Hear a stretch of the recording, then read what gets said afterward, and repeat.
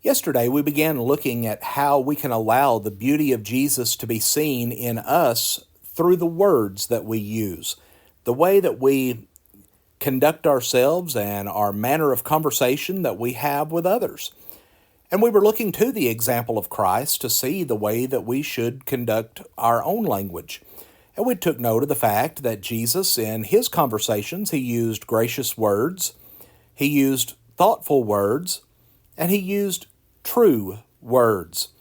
Today, we're going to pick up where we left off in that lesson, and we're going to take note of the fact that Jesus also used good words.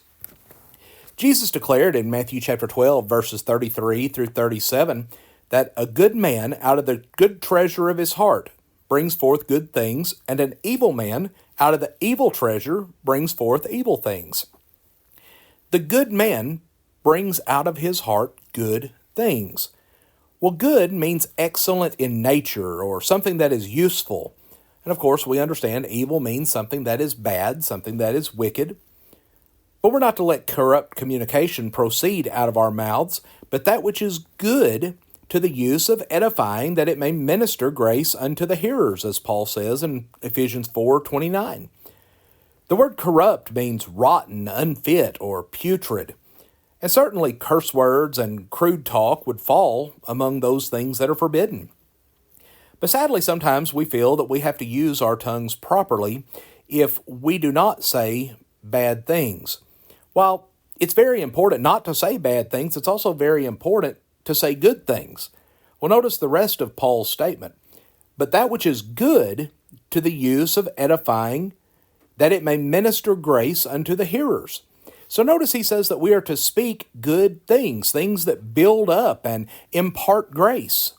Solomon wrote, anxiety in the heart of man causes depression, but a good word makes it glad, Proverbs 12:25 and also Proverbs 15:23.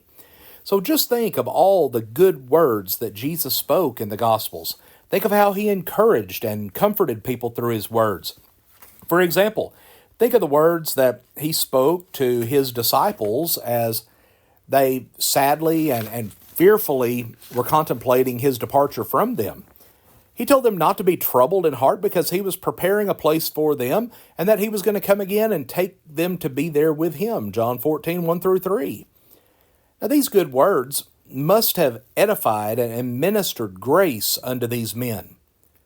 And so if the beauty of Jesus is going to be seen in our speech, then we must let good words come out of our mouths. To the saints at Colossae, Paul wrote, let your speech always be with grace, seasoned with salt, that you may know how you ought to answer each one, Colossians 4 and verse 6. And then lastly, we find that Jesus used calm words. Peter wrote in 1 Peter 2:22 and 23, who committed no sin, nor was deceit found in his mouth, who when he was reviled did not revile in return, when he suffered he did not threaten, but committed himself to him who judges righteously. Friends, when Jesus was reviled, he didn't revile back. Revile is from a Greek word that means to return abusive insults. In addition, Jesus didn't threaten. He didn't respond with anger, though it would have been quite easy for him to do so. No, he calmly and compassionately asked God to forgive those who were mocking and murdering him because they really didn't know what they were doing, Luke 23, verse 43. When one of the two thieves who were crucified with Jesus stopped mocking him and requested to be remembered, Jesus promised that penitent thief that he would be with him that day in paradise, Luke 23:39-43. Friends, if we want the beauty of Jesus to be seen in our speech, we must never allow angry words from the tongue to come out. Jesus spoke of how anger can cause us to say the wrong things. We read, but I say to you that whoever is angry with his brother without cause shall be in danger of the judgment. And whoever says to his brother, Raca, shall be in danger of the council, but whoever says, you fool, shall be in danger of hellfire, Matthew 5:22. And then to the saints at Ephesus, Paul wrote, be angry and do not sin. Do not let the sun go down on your wrath, Ephesians 4, verse 26.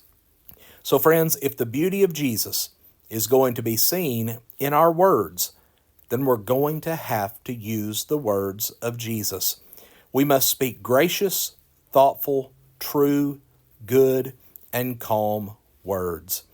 Friends, we thank you for joining us for our program today. Please consider these things that we've studied, and may God bless you with a wonderful day.